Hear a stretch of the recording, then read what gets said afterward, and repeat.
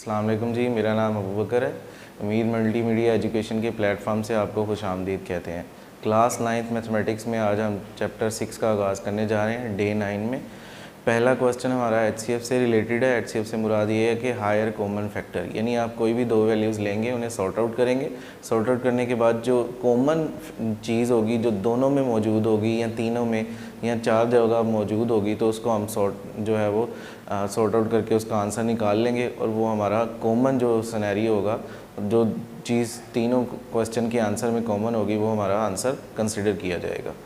पहला सवाल अब आपके पास है जी 39x की 5 x की 7 y की 3 z एंड 91x की 5 y की 6 एंड z की 7। सबसे पहले तो आप देखेंगे 39 जो है वो 13 के टेबल में 3 पे आता है। 13 3 ज़ा 39, हमने 39 को ब्रेक किया, बाकी सारी चीज़ें वैसे की वैसी है। अब आप देखें कि 91 नीचे वाले जो है क्वेश्चन के अंदर 91 जो है वो 13 के टेबल में 7 पे आता है, हमने इसको ब्रेक कर लिया, बाकी सारी चीज़ मैंने वैसे ही उतार ली। फिर उसके बाद जो है वो कॉमन चीज़ें मैंने देखी कि अगर इधर 5 पड़ा हुआ है तो ऊपर वाली वैल्यू के अंदर x की 7 के पास भी 5 होगा। अगर इधर y की 3 है तो y की 6 वाले के पास भी y की 3 होगा। अगर इधर खाली z है तो नीचे z की 7 वाले के पास भी z मौजूद होगा। तो इसी तरीके से मैंने 5 वाली ऊपर 5 बना दी, 3 वाली नीचे बना दी, z वाली ऊपर बनाकर फिर नीचे भी z बना दी, ताकि कॉमन चीज़ें आ जाएंगी। x की 5 वाली x की 5 के साथ कॉमन आ जाएगी, y की 3 वाली y की 3 के साथ, और z के साथ आ जाएगा। तो ये जो कॉमन फैक्टर है मैंने इनको निकाला, और 13 भी कॉमन है, ताकि जो आपका वो आंसर बन सके, जो हमारी सवाल की जो है वो सोल करार दी जा रही है, यानी HCF हायर कॉमन फैक्टर। तो जो चीज़ें ऊपर नीचे मौजूद थी, एक तो 13 था, x की 5 था, y की 3 था और z था। दैट्स इट, ये आपका आंसर है। अब आगे कहते हैं जी HCF फाइंड करें कॉमन फैक्टराइजेशन के मेथड के ज़रिए। तो पहला जो क्वेश्चन है उसके अंदर जो दो हिस्से हैं, x² + 5x + 6, पहली और आखिरी वैल्यू को आप मल्टीप्लाई करें, 6 1 ज़ा 6 आपके पास आएगा। जब आप इन दोनों को मल्टीप्लाई करेंगे तो 6 के आपने 6 1 ज़ा 6 के फैक्टर आपने बनाने हैं। मल्टीप्लाई करें तो 6 आए और प्लस माइनस करें तो 5 आए। तो यही हमने किया, 3 2 ज़ा 6 दो फैक्टर बनाए। इन दोनों को 3x और 2x को ऐड करेंगे तो 5x भी आएगा, और इन दोनों को मल्टीप्लाई करेंगे तो 6x भी आएगा।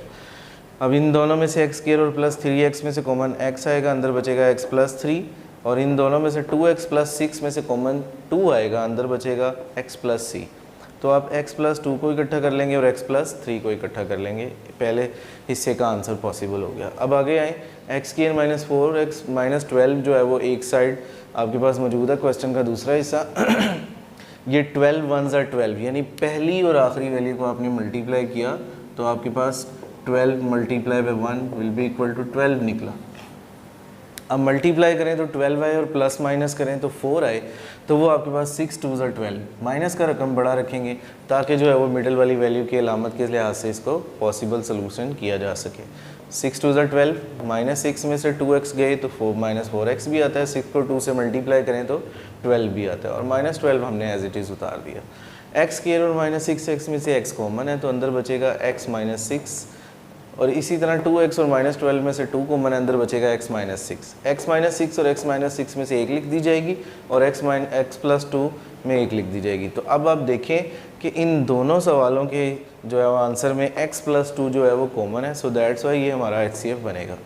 अगले क्वेश्चन में हम बात करते हैं, इस क्वेश्चन का आखिरी पार्ट है, 36 × 3x की 4 + 5x की क्यूब - 2x², और अगला हिस्सा उसका सवाल का दिया हुआ है 54 × 27x की 4 - x। सबसे पहले मैं 36 को सॉल्व करता हूँ, तो 9 को अगर 4 से मल्टीप्लाई किया जाए तो 36 आएगा, और इस पूरी वैल्यू के अंदर x² कॉमन है, तो मैं इसी तरह x² को बाहर लिख दूंगा, और जो अंदर चीज़ें बचेंगी 3x² + 5x - 2, मैंने इसको ऐसे ही उतार लिया।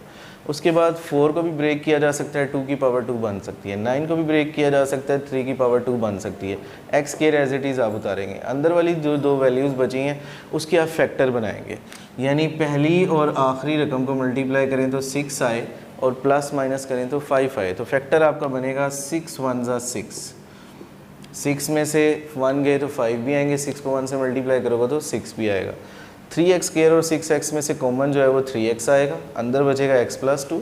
इसी तरह अगले हिस्से में से जो कॉमन है वो -1 आएगा, ये माइनस इस माइनस को प्लस कर देगा, अंदर बचेगा x प्लस 2।